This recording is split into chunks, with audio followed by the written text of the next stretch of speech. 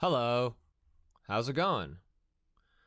Today, we are going to talk about conceptualization and operationalization. All right, so the reason why I have Paint open is because I need to like draw something, and I'm not good at drawing, so just deal with it. All right, so essentially, what we're going to talk about today is how do we get from an idea down to measuring something. Okay. So how do we go from having like a general idea to actually like measuring something on the ground, right?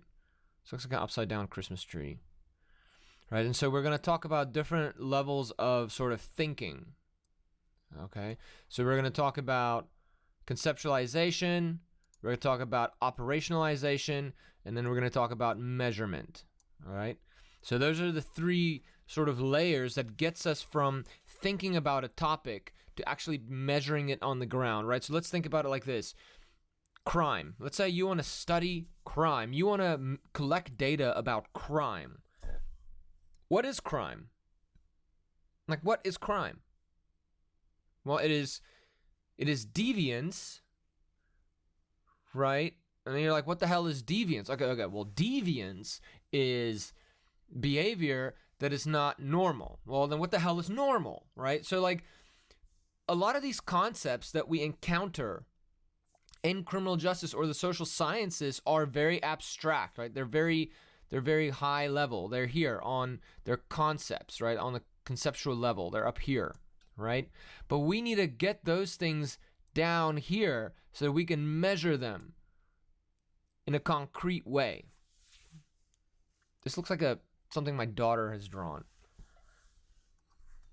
And so the process of going from this abstract idea to something that's measurable is called first conceptualization, then operationalization, and then we measure. Okay? So we are first going to talk about conceptualization, which is coming up with a general definition of what something is, and then so that's conceptualization, defining something. And then operationalization is you're saying, well, now that we have a definition, what would that look like in the real world? And then once you have an operational definition, it's like, okay, now how do I measure? How do I pick up what I just said something would look like in the real world?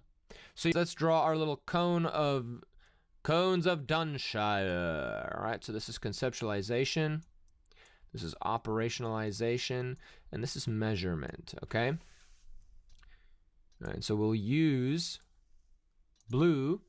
We'll use green for conceptualization. So here we're saying crime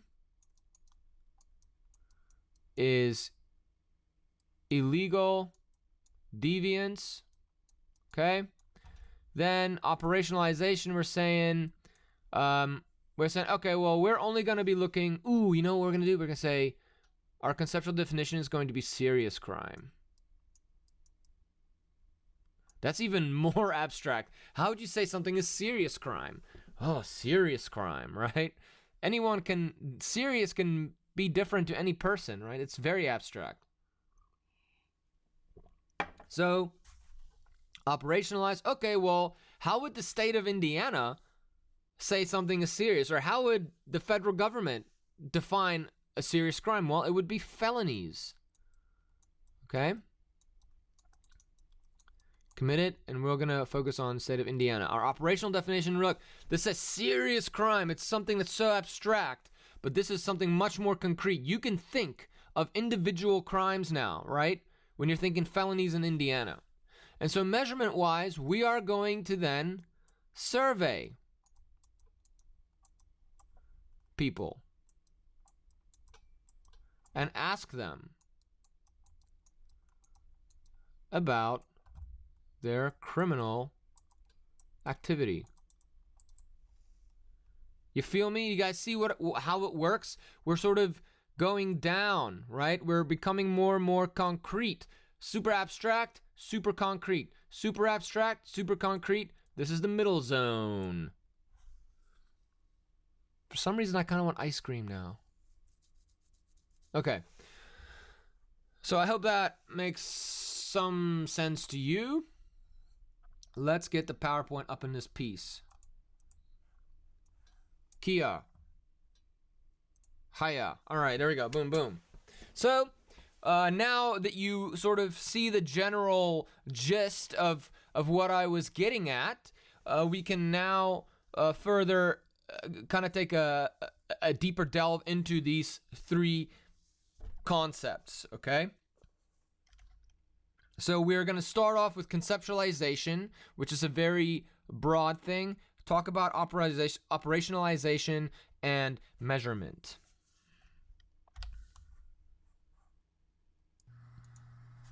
I feel like my coffee is losing its temperature.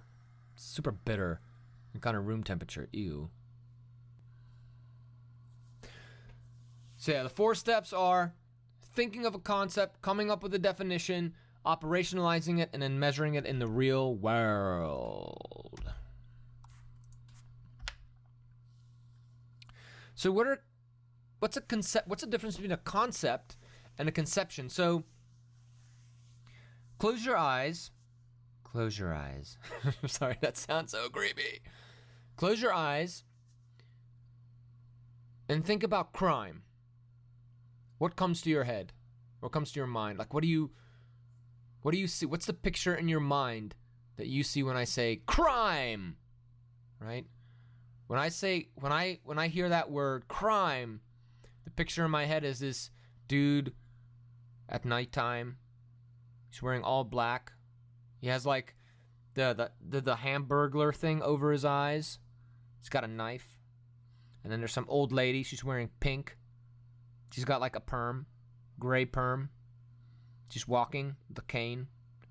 She has a little purse. And then this guy stabs her in the back and then takes her purse, right? That is the mental image when someone says crime to me, right? That's what I see. But what do you see? Think a little bit about that. Or what about social disorganization? What do you see when you hear the term social disorganization? Right? When I close my eyes and I hear someone say social disorganization, I think of the movie Basketball Diaries. I think of like inner city Washington, D.C., like southeast D.C. You know, there's just, you have these row buildings, right? It kind of smells like warm beer. And there's like gum on the sidewalks that had like become part of the sidewalk, you know what I mean? And it just, people are walking, a lot of homeless people, dude walking, looking all grimy, right? There's weird graffiti on some of the walls. There's broken windows, right? That's what I think of when I hear the word social disorganization. That mental picture that happens in your head when you hear a word, right? Anything, like, what is the picture that comes to your mind when I say marijuana? Right? The picture that comes to my mind is Adult Swim. So that mental picture that you see whenever you hear of any sort of word or term that someone says to you, that is considered a conception, right? That picture in your head. And we all have those pictures in our head for anything that we think of. But when we want to communicate those pictures so that the picture in my mind, right, my conception of crime needs to coincide with your conception of crime, we come up with concepts or the words that represent those pictures so that we can effectively communicate with one another. I want to make sure that whenever I say the word crime, that our mental conceptions, that our conceptions come together or that they translate. So we want to make sure through the words that we communicate that we line up those mental images with one another. Right? Do you see why conceptualization is so abstract? But that's the whole thing with the research process, right? Is that it all comes down to a researcher having a conception, having a mental image. And now they want to learn more about that mental image. And so they need They need to research this thing. They need to measure this thing in the real world.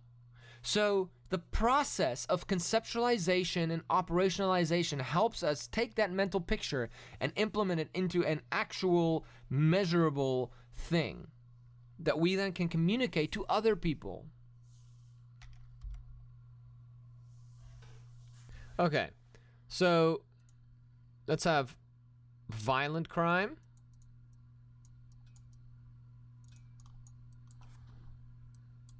Gosh, this is so difficult for me. That's just gonna be an upside down I, and you're gonna have to live with it. All right. So we can say there's two dimensions here. Two main dimensions is that it can be. So we know this is now illegal behavior, but violence can be psychological.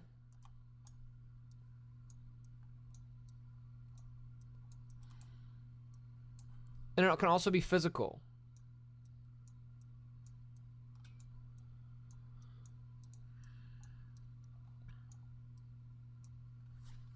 Right? Those are dimensions. So psychological is when someone threatens you. Right? Someone says, I'm gonna freaking stab the crap out of you. Again, me and the knives and the stabbing. What's up with that? Or I'm gonna strangle you. Or like a lot of domestic violence, like emotional abuse. Right? That is often just a threat of violence. Or the threat of harm. Or another way you can split this up, you don't have to do it this way. You can even do it this way. Here, new, don't save. Right, we have our violent crime. Right, it can be the threat of harm. Or it could be actual harm.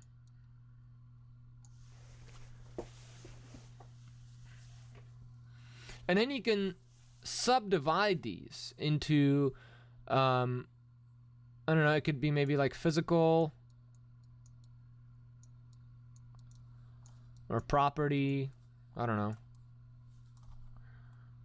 Right? You can subdimension them.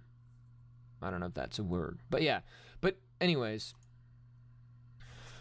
nonetheless, right, you see that we have this definition, but now the definition is a little bit more concrete. You're like, okay, now violent crime can be harm or the threat of harm to a person. And threat of harm and harm are dimensions of it. And you'll see why this is necessary here in a second. Whoops.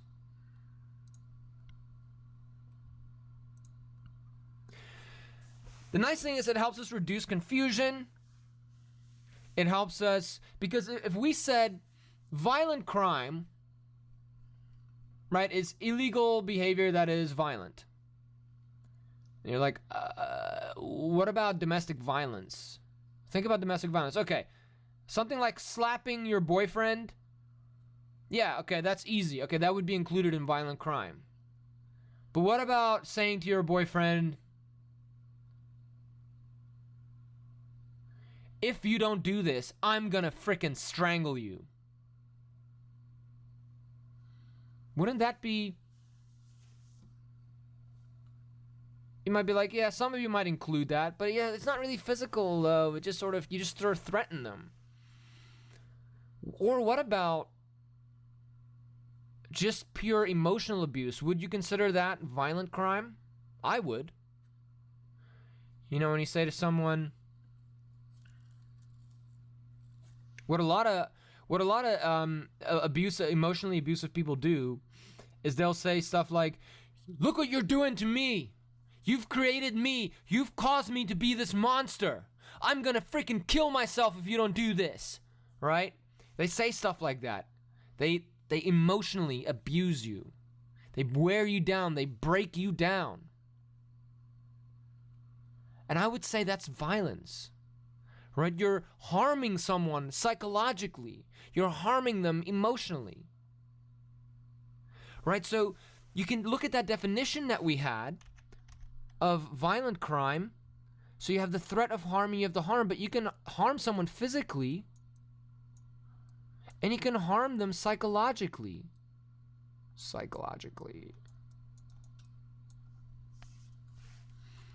Now you can threat to harm them physically as well, right? I'm gonna freaking kill you.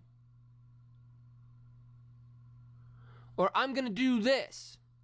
But I don't know if you can threaten to harm someone psychologically. So the way we select our dimensions is important, because the better way then to split this up is to do it like this. Violent crime, you have psychological harm and physical harm.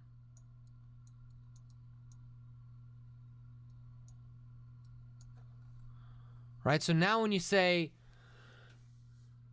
you make me want to kill myself, right? You're psychologically harming someone. Or when you're saying, I'm gonna freaking strangle you out, you're psychologically harming someone. Or when you're actually slapping them, or when you're strangling them, or when you're punching them or pushing them. Violent crime. So the way that we select our dimensions, the way that we conceive our conceptual definition is very important, and we need to put a lot of thought into it, because that makes it so that it's more clear and cut a clear cut, right? So spending time thinking about it is extremely important.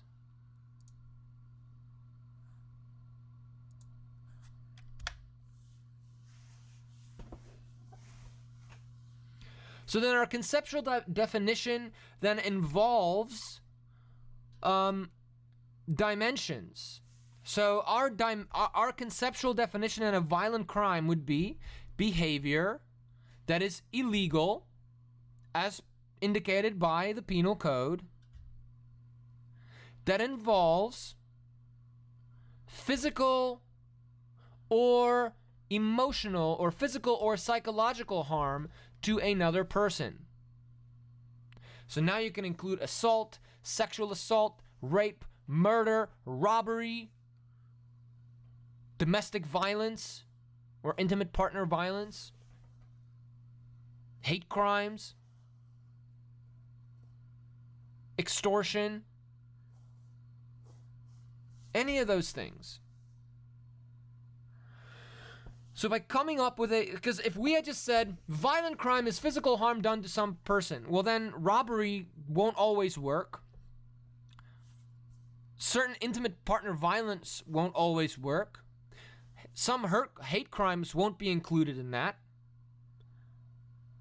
But when you add that psychological dimension, now it's like, yes, that includes all of these violent or serious violent crimes.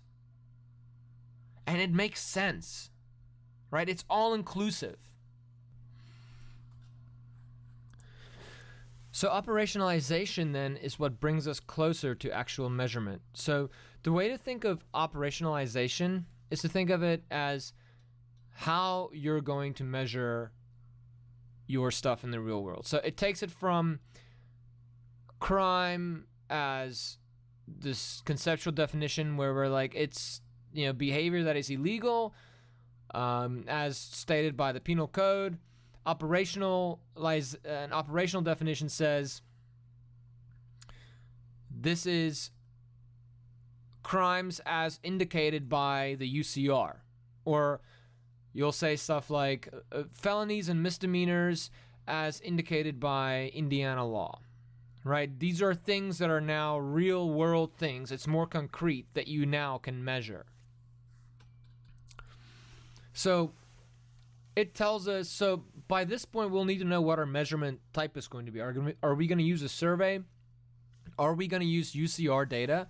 Are we going to use court records? What are we going to do? Right, so if we think back on socioeconomic status, let's go back to socioeconomic status. Here are our dimensions of socioeconomic status. So how would we measure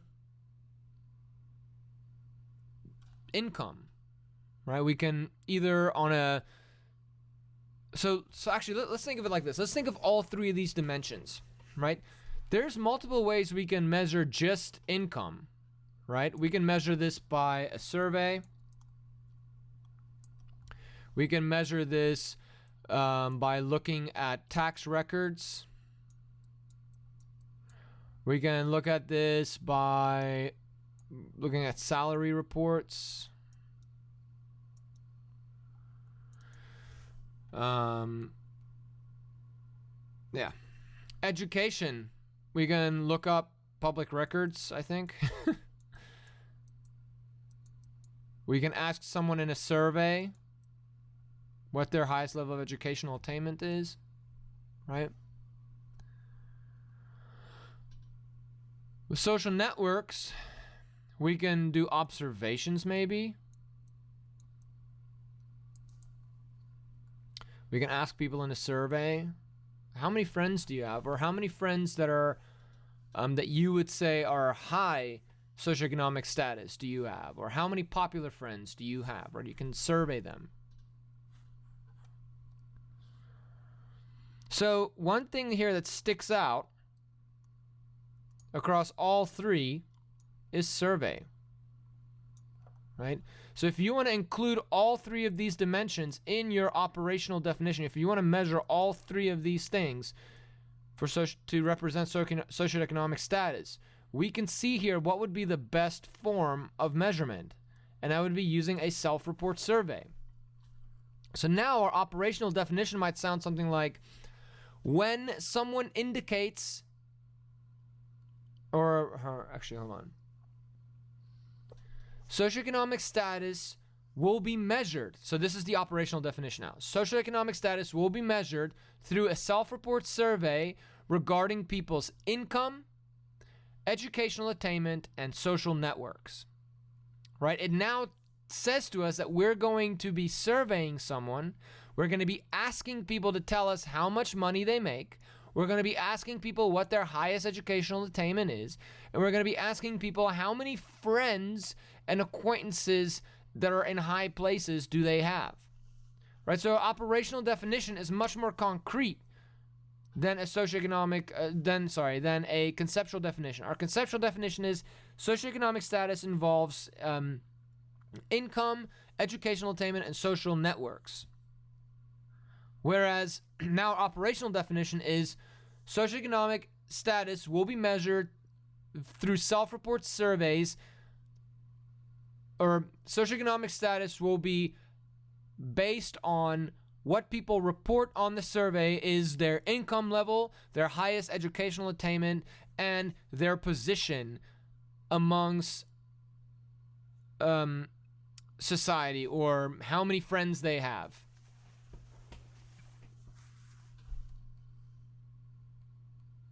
Do you see how the operational definition differs from the conceptual definition? And so then once we have an operationalized definition, we can now measure, because the operational definition tells us, okay, this is what you need to look at. So we know now we need to do a survey. Right? And so measurement is when we're actually going in the field and we're getting the data. We're making observations, we're giving out surveys, we're collecting secondary data. Right? We're finding things that now represent these big old concepts that we had in our mind. Now we have things that represent them in the real world because our operational definition told us what they represent.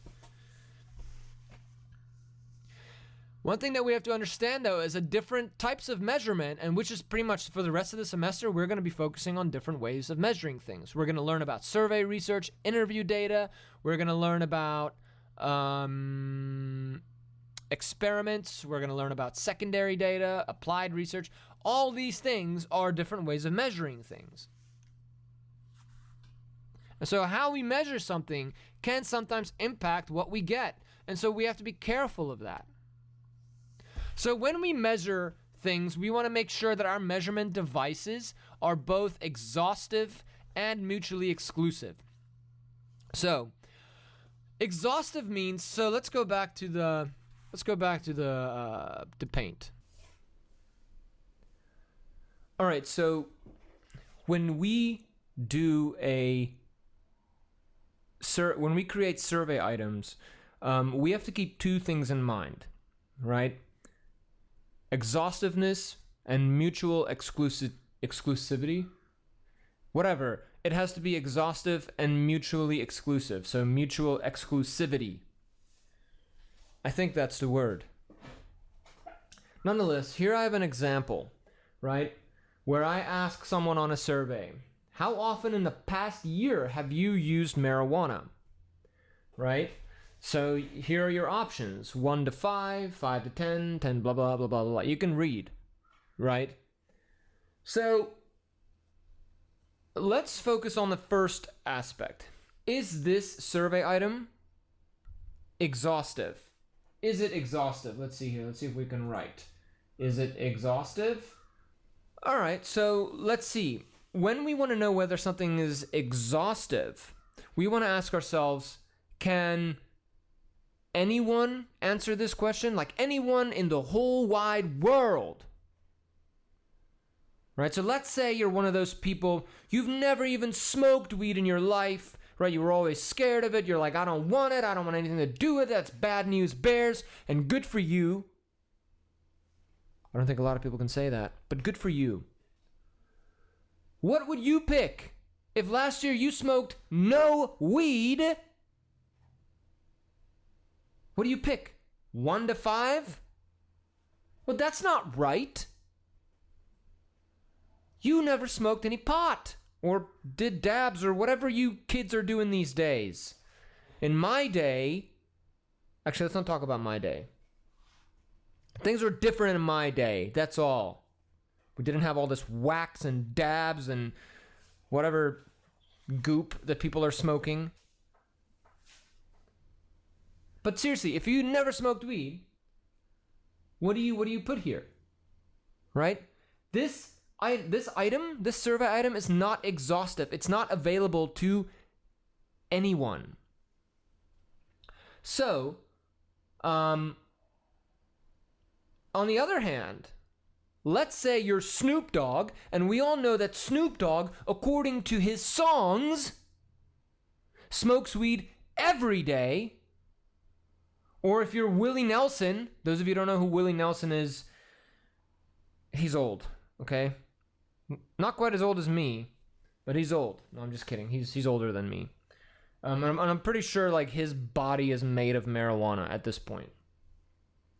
But nonetheless, right, if you're Snoop Dogg and you smoke weed every single day, Snoop Dogg would be annoyed. Snoop Dogg would be like, I pay a personal blunt roller $50,000 a year to roll my blunts. That's how much weed I smoke, and I can't even answer that on this survey. He actually does. I saw this factoid on the gram. He has a personal blunt roller, pays him $50,000 a year. I made less than that when I was a full-time professor at a different university. What have I done with my life? But you gotta be real good at rolling blunts then. I mean, none of those blunts that break apart. Okay, so how do we make this exhaustive? Well, let's see. Something that you would maybe want to do is you go over here. Oh, this is going to be great. And you add maybe actually, let's do this over. Boom. Oh, that's pink. Okay, fun. Pinkalicious. How often in the past year have you 420? Have you used 420? For those of you who don't know by now, like the code name for marijuana is 420. That's why everyone gets stoned on April 20th, okay? Okay, so let's just focus on what will we do to make it so that anyone in the whole wide world could take this survey. Well, first of all, I would add, instead of starting at 1 to 5, I would say 0. Whoops-a-daisy.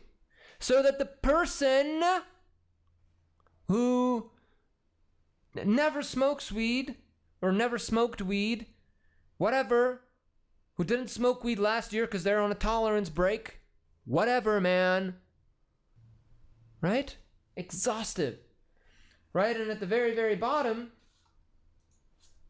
so, okay, but hold on, before we get to that, because I only want to do this once. The item in black is also not mutually exclusive, meaning that can anyone only pick one option, one answer, right? So let's say last year I smoked weed 10 times. What do I pick? Do I pick B or do I pick C? Or what if I smoked weed 50 times? Do I pick F or do I pick G?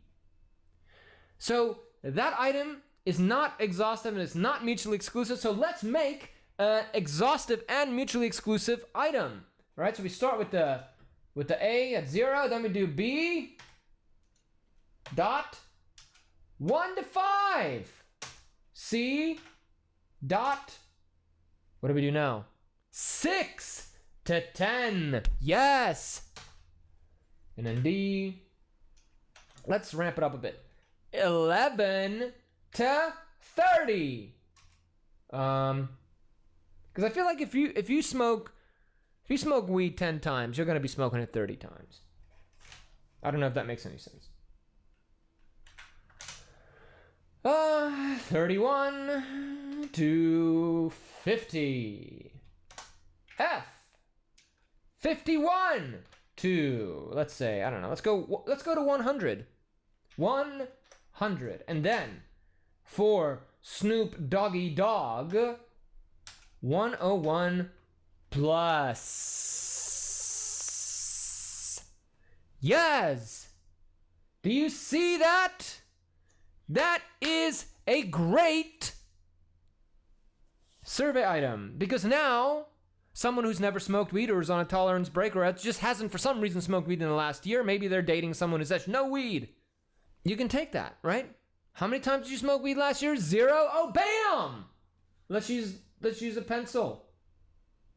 Whoops a daisy. Pencil. Oh, I smoked weed 0 times last year. Oh, I can click that clickety clack. Oh, well, what if I dabbled? I went to a couple parties. I really just went drinking at the party, but then, at the end of the night, this guy whipped out a piece, and then I took a couple of puffs here and there. I smoked weed 7 times, I think, last year.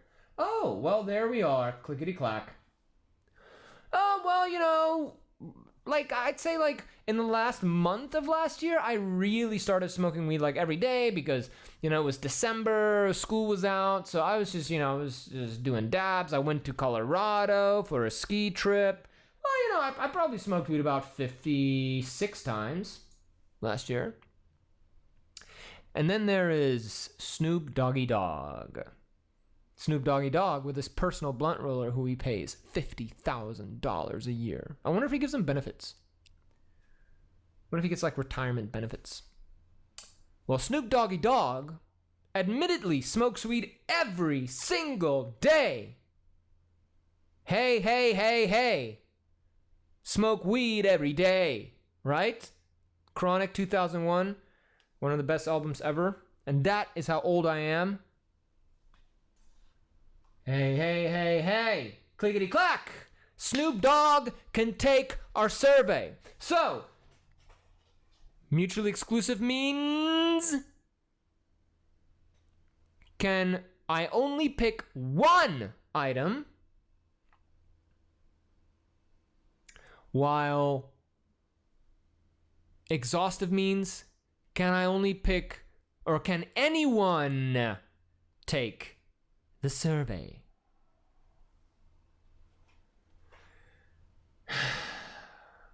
I'm so proud of myself. All right, back to business.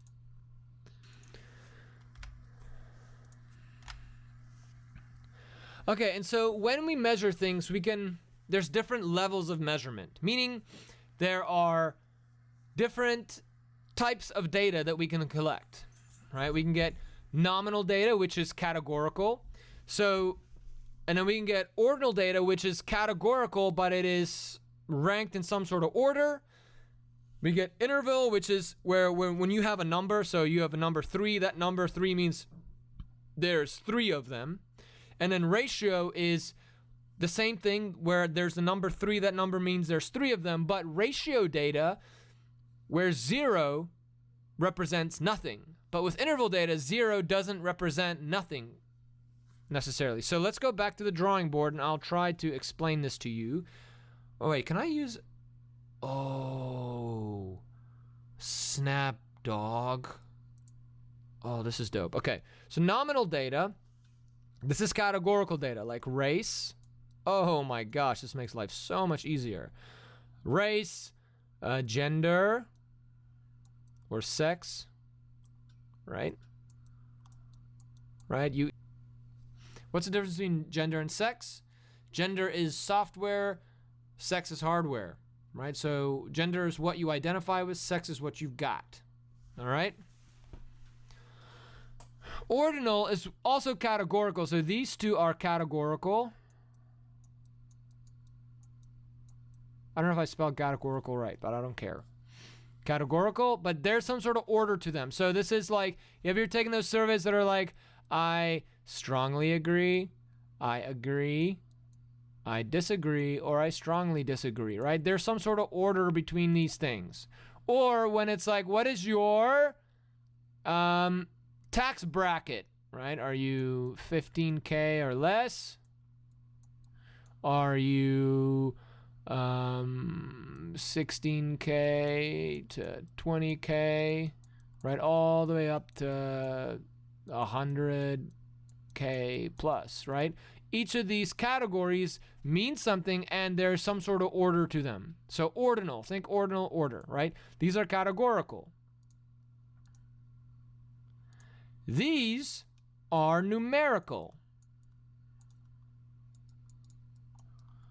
But the difference between interval and ratio is that this has an absolute 0.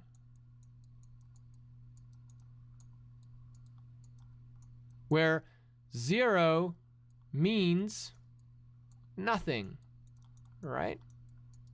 So when you're talking about, right, cash money, if I have $0 bills, y'all, that means I got no money. Where, what else means, what else? The number of crimes committed. 0 crime means no crime. The amount of cigarettes, the grams of weed. You don't have -1 grams of weed, right? When you have 0 grams of weed, you ain't got no weed on you. Okay? But with interval data, 0 is just another point on the spectrum. So what are some examples of interval data? So here we have money, cash money, weed, right? Pills, crimes. But here, interval data, what about temperature? Has it ever been less than 0? Does 0 degrees Fahrenheit mean, does it mean that the weather is gone? No. It means that it's just 0 degrees Fahrenheit, man. Because it can be -1 degree Fahrenheit. It can be 30 degrees Fahrenheit. It can be freaking 90 degrees Fahrenheit, and then the sweat runs down the back of your spine. Has it ever happened to you? Like, so numerical, categorical, nominal, it's just a label, race, right? Or like yes, no. No, that's boom, nominal. Ordinal, there's some sort of order between them. And this is numerical, where numbers mean something. But here, 0, it means none of it. Here, 0 is just another thing on the spectrum. Look how crazy this is. So, one thing that we should know about levels of measurement is that higher levels of measurement can be converted into lower levels of measurement. But lower levels of measurement cannot go up higher. So, when we're collecting data, we should always try to use the highest level of measurement if we can. Now, there's some things that you just cannot do any higher, like race. Okay? You can't be 32 race, right? You are either white, or you're black, or you're biracial, or your ethnicity is Hispanic, or you are frickin' whatever, man. Same with gender. Like, I am 58 male. Okay, it doesn't make sense. Doesn't make sense, bruh. But on a scale of 1 to 10, I can say how difficult something is. Or I can just say something is difficult or not difficult, which would be nominal. Or I can say something is very difficult, somewhat difficult, not difficult at all, easy, very easy, right? Or you can just put it on a scale from 1 to 10, and then you can take that scale, that 1 to 10 scale, and turn it into, you take maybe 1 to 2 and turn that into very difficult. You take that 3 to 4, turn that into difficult. You take 5 as a not like neither. You take 6 to 7 as easy. 8 to 9 or 8 to 10 as very easy. I don't know. Figure it out. Okay, can I undo all these ramblings? Oh, eraser.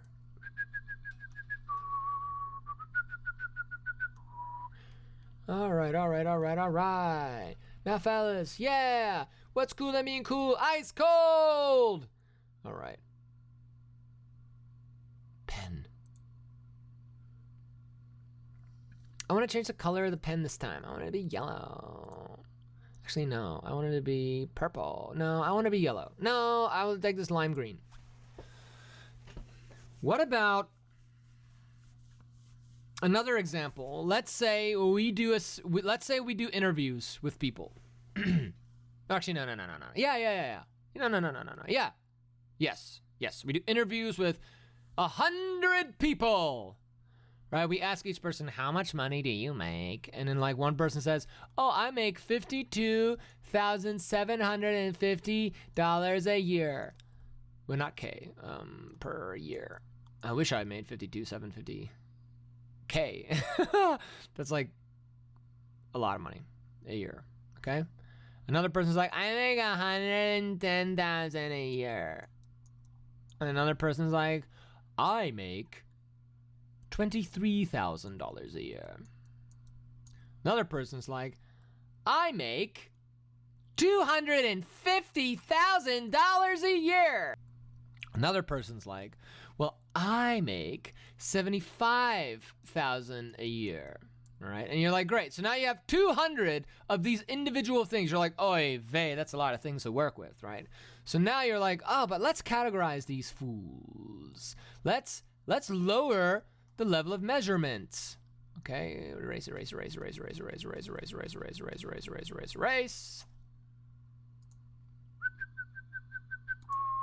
All right, erase. And so now we're like, okay, well, let's have the, let's do it in some sort of ordinal level. So we'll go, those who are broke AF to 15K, they're going to be our group 1. Group 2 is going to be our 16K to about 40K. All right, and then we're going to have our 41K to 75K. And then we're going to have our 76K to 100K. Then we're going to have our 101 to 150K. And then we're going to have our 151 plus group. So now we can take all 200 of those salaries that were given to us, and we can say, oh, there's 10 in here, there's 10 in here, there's 9 in here, there's this in here, there's this in here, right? Then we can collapse the level of measurement. But the thing is, though, if we had originally just asked these categories on the survey, we wouldn't have any specifics. And sometimes we might need more specific data, right? So that's why when I conduct research and I ask people about how many years of experience do you have being a police officer, or what is your age, I ask them in an interval or ratio level of measurement that I oftentimes will just bring down to ordinal. But the thing is, in case I do need more specific information, I have it. So when you can, always try to go as high as possible. Also, I have a quick trick question for you. All right, so remember, ratio is where 0 means nothing. So when it comes to the amount of money that you have, right, that is ratio. So money is ratio, right? Because when you have $0, you broke. You have no money. But what about net worth? Right? That is interval, because you can be so broke, you can be in debt. Right? You have negative 200K in debt. So net worth is interval, money is ratio. Net worth is interval, money is ratio. Net worth is interval, money is ratio. When it comes to measuring things, we want to be concerned with or cognizant of two things: reliability versus, oh man, I really like this. Whoops, daisy. I really like this whole spiel with the thing. Versus validity. Validity, okay? But first we'll talk about reliability. So, reliability is whether your measurement scale or your measurement device will, if you were to test the same thing over and over on the same device, would it score the exact same thing every time? Let's think about your bathroom scale, right? Your scale where you're like, so I have a scale in my bathroom. It cost about $15. I bought it at Target, no big deal. Sometimes I get on that scale, right? Get onto the scale and it's like, ooh, yeah, 205 pounds. And I get off the scale, I'm like, wait, how much did I weigh again? I get back on the scale. 208 pounds. What? Get off the scale again, get back on the scale. 207 pounds. Get off the scale, get back on the scale. 211 pounds. I'm like, what the hell? Has that ever happened to you where you get on the scale several times, you're like, can you please just frickin' pick a number? That's because your scale is a $15 crappy Target scale. It's not an expensive, very reliable scale. But you know what, though? When I get on that scale, you know the number that counts? It's the lowest one. The one that's at 205, baby. That's what I weigh. That's what I tell the doctor. Right? Doctor say, how much you weigh? 205. Don't mind the 211 that showed up. So reliability is then, does your measurement device, would it work the same way every time? Right? If you were to repeatedly use it, is it going to measure the same thing the same each time? So there's two ways to make sure that something is reliable, depending on what type of measurement tool we're using. So we can use the test-retest method, which is what I just talked about, right? You get on the scale a couple times, you get on the scale a couple times, you get on the scale a couple times, and you're like, aha, yes, each time, 205, 205, 205, 205. All right, this is a reliable measure. But sometimes you can't do that. What if you are interpreting something? So let's say, for instance, I remember I did some inter-rater reliability for a professor in graduate school. So this professor, what she did was, so long story short, criminal justice people go to these conferences once a year. They're international conferences, and it's like a conference where you go and you tell people about the research that you're doing, right? It's kind of like the Comic-Con for criminal justice nerds, okay?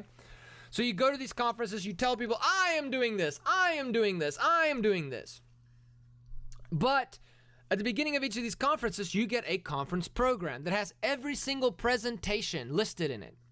And so this professor was like, oh, I'm going to take conference programs from the last 10 years, and I'm going to see what type of research people have been doing in criminal justice, right? It's a pretty cool idea. You look at what have people been doing over time in criminal justice and what has been trending and not over the last decade, right? And so she had several graduate students read each study title and abstract, and then we had to categorize as to what type of research is this.